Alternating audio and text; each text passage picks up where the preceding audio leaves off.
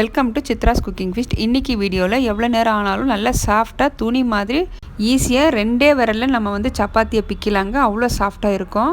இந்த வீடியோவில் ஒரு சில டிப்ஸ் வந்து நான் உங்களோட ஷேர் பண்ணியிருக்கேன். உங்களுக்கு யூஸ்ஃபுல்லாக இருக்கும்.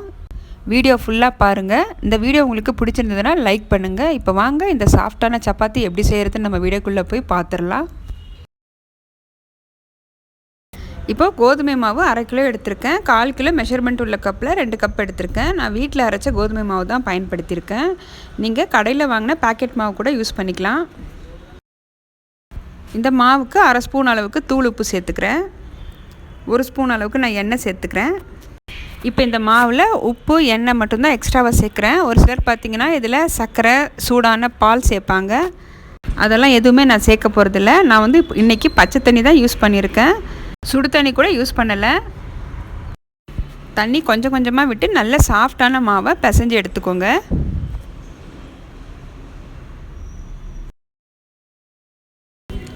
சப்பாத்தி நல்லா சாஃப்டாக வர்றதுக்கு மாவு வந்து நம்ம பிசைகிறதுல தாங்க இருக்குது. நல்லா சாஃப்டாக இலக்கமாக பிசைஞ்சு எடுத்துக்கோங்க. ரொம்பவும் கெட்டியாக இருந்ததுன்னா நமக்கு சப்பாத்தி ரொம்ப ஹார்டாகிடும். இந்த அளவுக்கு சாஃப்டாக பிசைஞ்சு எடுத்துக்கோங்க. மாவு காயாமல் இருக்கிறதுக்கு 1 ஸ்பூன் அளவுக்கு எண்ணெய் சேர்த்துக்கிறேன். மாவு நம்ம வந்து ஊற வைக்கிறது இல்லைங்க, உடனே கூட நம்ம சப்பாத்தி செய்யலாம். இப்போ கொஞ்சம் மாவு மட்டும் நான் எடுத்துக்கிறேன். சப்பாத்தி தேய்க்கிற மணையில் நல்லா இந்த மாதிரி நம்ம 2 கையில் வச்சு ஒரு பக்கமாக நம்ம தேய்ச்சி எடுத்துக்கணும்.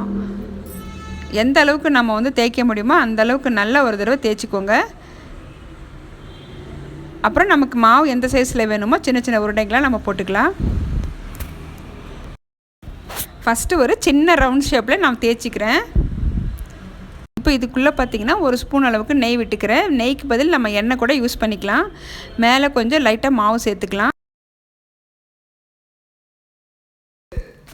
சின்ன சின்னதாக நம்ம ஃப்ளிட்ஸ் மாதிரி மோமோஸ்க்கெலாம் ஷேப் செய்வோமே அதே மாதிரி நம்ம வந்து மடிச்சிக்கலாம்.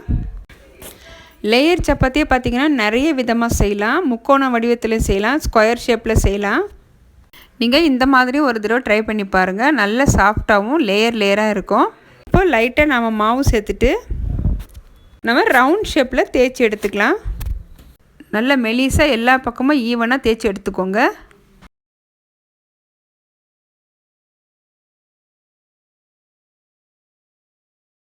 இப்போ இதே மாதிரி நான் எல்லாமே தேய்ச்சி ரெடியாக எடுத்து வச்சுருக்கேங்க. கல் நல்லா சூடாக இருக்குது. இப்போ ஒவ்வொன்றா சுட்டு எடுத்துக்கலாம். சப்பாத்தி சுடும்போது பார்த்திங்கன்னா கல் நல்லா சூடாக இருக்கணும். ஹை ஃப்ளேம்லேயே வச்சு நல்லா சுட்டு எடுத்துக்கணும். அப்போ தான் நமக்கு நல்லா சாஃப்டாக வரும்.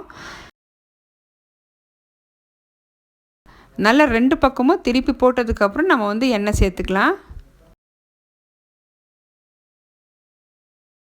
சப்பாத்தியை ரொம்ப நேரம் ஒரே பக்கமாகவும் வேக வைக்கக்கூடாதுங்க. திருப்பி போட்டுக்கிட்டே இருக்கணும். இப்போ பார்த்திங்கன்னா நமக்கு நல்ல சாஃப்டான சப்பாத்தி இப்போ ரெடி ஆயிடுச்சு.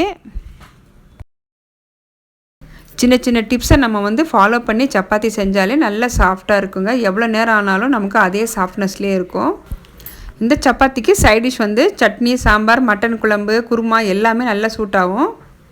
இந்த டிப்ஸை ஃபாலோ பண்ணி இதே மாதிரி நீங்கள் சப்பாத்தி செஞ்சு பாருங்கள். என்னோட இந்த வீடியோ உங்களுக்கு பிடிச்சிருந்ததுன்னா வீடியோவுக்கு லைக் பண்ணுங்கள். மறக்காமல் நம்ம சித்ராஸ் குக்கிங் ஃபீஸ்ட் சேனலை சப்ஸ்கிரைப் பண்ணிவிட்டு பெல் பட்டனை ப்ரெஸ் பண்ணி ஆளுங்கிற ஆப்ஷனை கிளிக் பண்ணி வச்சுக்கோங்க. அப்போ தான் நான் போடுற வீடியோஸ் வந்து உங்களுக்கு நோட்டிஃபிகேஷனாக வரும். தேங்க்ஸ் ஃபார் வாட்சிங்.